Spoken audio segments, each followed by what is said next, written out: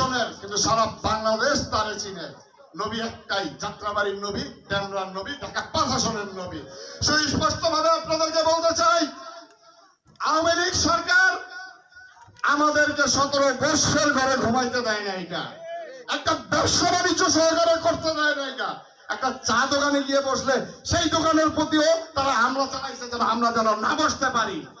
এখানে আমার ওয়ার্ডের প্রেসিডেন্ট জনাব দাদা দুলাল ভাই আছে, ওনারা নিজেরাও এগুলোর ভুক্তভোগী। আমি দুলাল ভাইয়েরও দেখছি নিজে, আমি এক নৌকার মধ্যে, দুলাল ভাই আরেক নৌকার মধ্যে রাত্রে।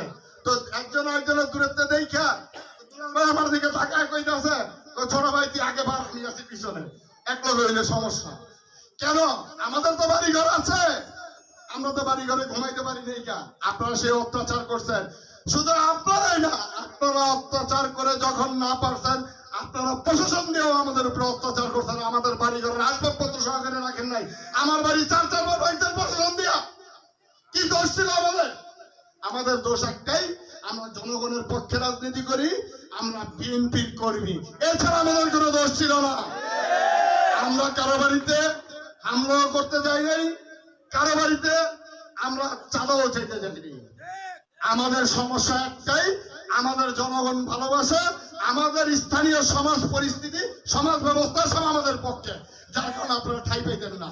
আর সেই অপমানের কারণে আপনারা আমাদের উপরে নানান ধরনের সমস্যা করতেন, এগুলো তো ঠিক না। তো স্পষ্টভাবে বলতে চাই, আপনারা আরো একটা ব্যাপার আপনাদের অবগত করা প্রয়োজন, এটা না বললে আপনারা জানেন এই আন্দোলন এবং আগের আন্দোলন সারা বাংলাদেশের যে আলোচিত মামলার আসামি সেটা নবীল্লা নবী সবেরই কর্মী।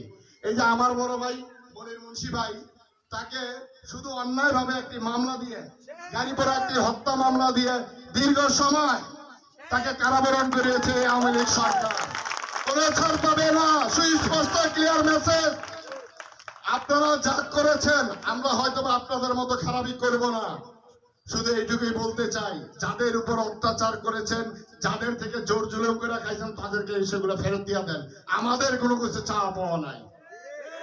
কিন্তু আবারও বলি, ক্লিয়ার মেসেজ, যদি কোনো জায়গায় শুনছি কোনো আওয়ামী লীগের লোক কোন লোকের সাথে আঘাত করে চলছে, সুস্পষ্ট ভাবে বলি তার কোনো ছাড় নাই। সে আমার বিএনপির লোক হোক, আওয়ামী লীগের লোক হোক। যদি আমার কোন বিএনপির নেতা, আমি আমার নেতার সামনে সুস্পষ্ট ভাবে বলছি, সেলিম কাকা, জামান কাকার সামনে সুস্পষ্ট ভাবে বলছি, ক্লিয়ার মেসেজ, যদি কোন আওয়ামী লীগের লোক কোনোভাবে আঘাত করতে কোন নেতার কাছে যদি আসে, আর এটা যদি আমরা যদি শুনি, আমার আমরা ধরা ছাত্র দলের বিন্দু পরিমাণ ছাড় দিবে না, কোন পরিমাণ ছাড় নাই। এই দলের জন্য আজকে এই স্বৈরাচার সরকারকে পতন ঘটানোর জন্য আমি মাসুদ রানা, আজকে পুলিশ মার্ডার মামলা সারা বাংলাদেশে আলোচিত 2টা হত্যা মামলার প্রধান আসামি আমাকে বানানো হয়েছে। এবং শুধু তাই না, আমার পুরো শরীরের টর্চার আর টর্চার, আমি এটার অনুভূতি বুঝি।